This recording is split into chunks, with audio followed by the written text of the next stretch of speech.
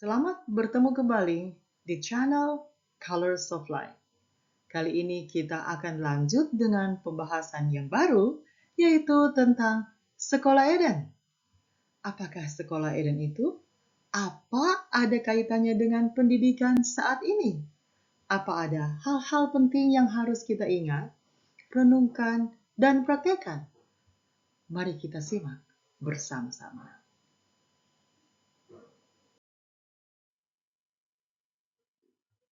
Pendidikan permulaan sebagai contoh. Berbahagialah orang yang mendapat hikmat. Sistem pendidikan yang dilembagakan pada permulaan dunia harus menjadi contoh untuk manusia sepanjang zaman. Sekolah adalah salah satu tempat di mana kita bisa belajar untuk mendapatkan hikmat. Apakah sekolah kita mengambil contoh dari lembaga pendidikan pertama yang Allah telah lembagakan di permulaan dunia?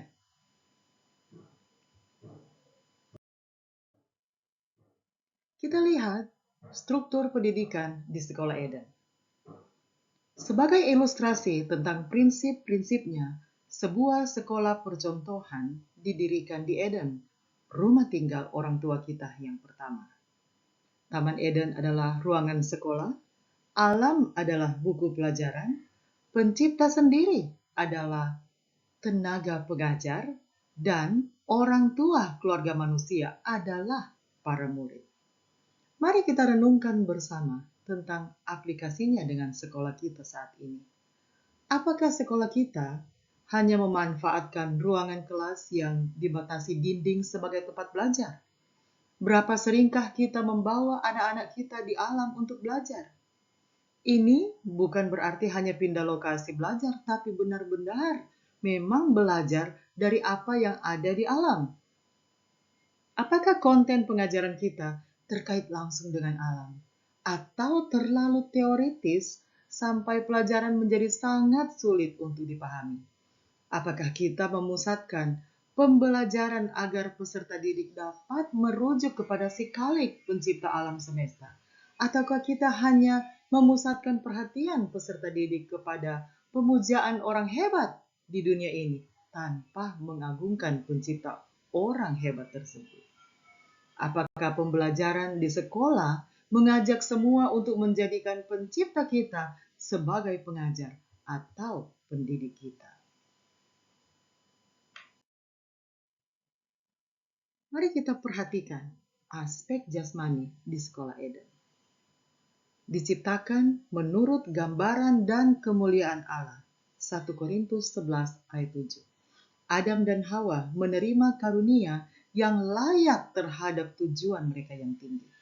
Elok dan simetris bentuknya, mantap dan indah dalam penampilan.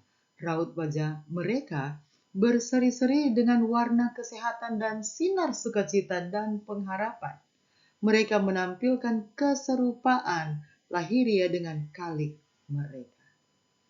Bagaimanakah kita dapat mengaplikasikan paragraf ini?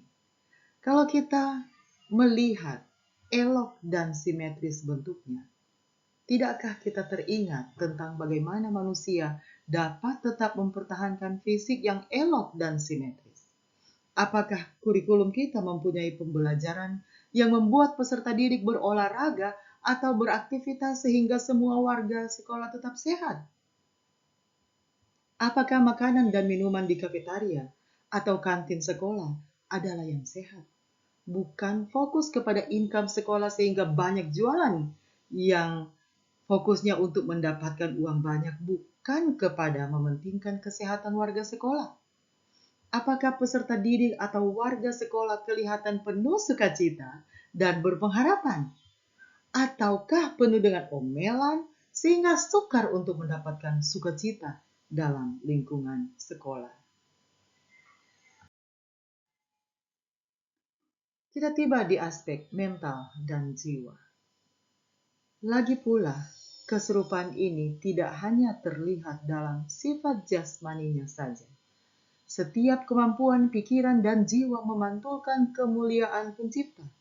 Dianugerahi karunia mental dan rohani, Adam dan Hawa diciptakan sedikit lebih rendah daripada malaikat-malaikat. Ibrani 2 ayat 7. Supaya mereka tidak hanya akan melihat keajaiban-keajaiban semesta alam yang dapat dilihat, tetapi juga memahami tanggung jawab serta kewajiban moral.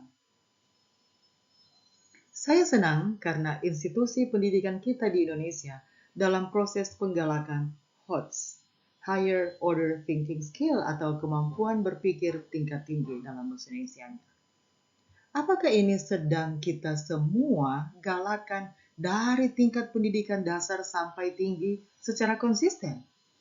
Saya yakin kita mau agar peserta didik bukan hanya menghafal saja atau merefleksikan pemikiran dari orang lain, tapi memahami apa yang dipelajari dan tahu bagaimana menerapkannya di masyarakat, karena mereka paham akan tanggung jawab dan kewajiban moral mereka.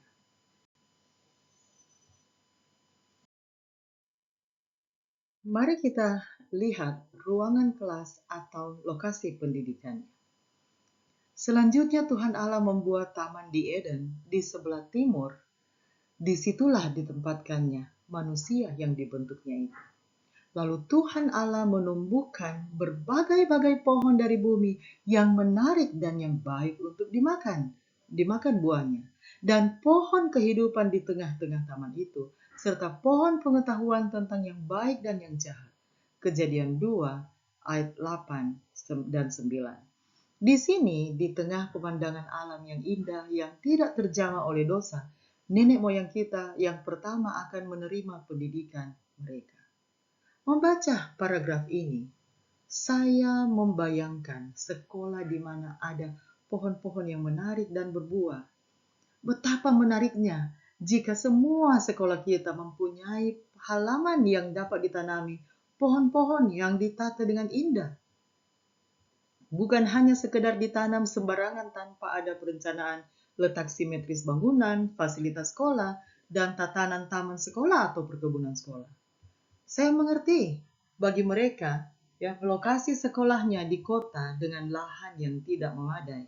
Apakah ada cara yang dapat dilakukan agar sekolah kita bisa ditata dengan indah, dengan tanaman-tanaman? Saya yakin pasti ada caranya. Apalagi saat ini, kita dengan mudah bisa mendapatkan ide dari YouTube atau aplikasi lain yang dapat memberi ide tentang taman di tanah terbatas. Taman dengan menggunakan pot, taman gantung, dan sebagainya.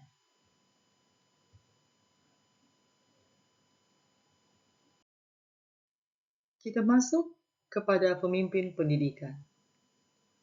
Dalam perhatiannya untuk anak-anaknya, Bapa kita yang di surga sendiri memimpin pendidikan mereka. Bagi kita yang adalah pimpinan sekolah, staf, atau tenaga pengajar, apakah kita selalu mencari tuntunan dari Bapa kita yang di surga?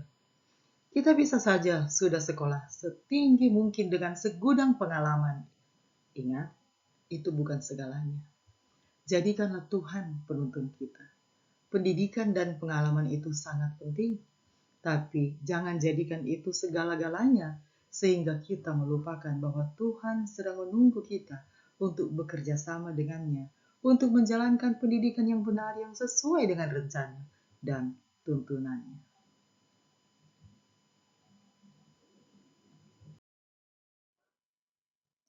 Kita telah tiba di paragraf terakhir di episode kali ini, tentang proses pembelajaran. Kadang-kadang mereka dikunjungi oleh para pesuruhnya. Mereka ini adalah orang tua pertama kita, yaitu Adam dan Hawa. Mereka dikunjungi oleh para pesuruhnya, yaitu malaikat-malaikat suci, dan dari mereka menerima nasihat dan pengajaran. Kadang-kadang, bila mana mereka berjalan di taman pada hari yang sejuk, mereka mendengar suara Allah dan muka dengan muka mengadakan hubungan dengan Yang Maha Kekal. Pikirannya terhadap mereka adalah rancangan damai sejahtera dan bukan rancangan kecelakaan. Yeremia 29 ayat 11. Setiap maksudnya adalah untuk kebaikan mereka sepenuhnya. Mari kita renungkan keseharian kita di institusi pendidikan di mana kita berada sekarang? Apakah kita selalu membuka hati dan pikiran kita kepada bisikan dari Ilahi? Berapa seringkah kita mau mendengarkan suara Allah dalam kegiatan kita sehari-hari? Apakah kita selalu diingatkan akan maksud Allah yang adalah kebaikan bagi kita dan institusi pendidikan di mana kita berada?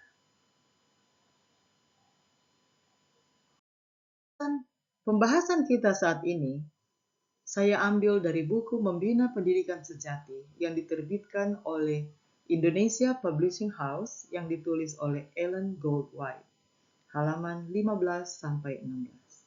Kita nanti akan lanjutkan ke episode selanjutnya tentang Sekolah Eden bagian 2. Kiranya episode yang kita baru ikuti bersama-sama dapat mengingatkan kita akan rencana awal pendidikan yang Allah inginkan kita untuk terus praktekkan. Sampai bertemu di video selanjutnya.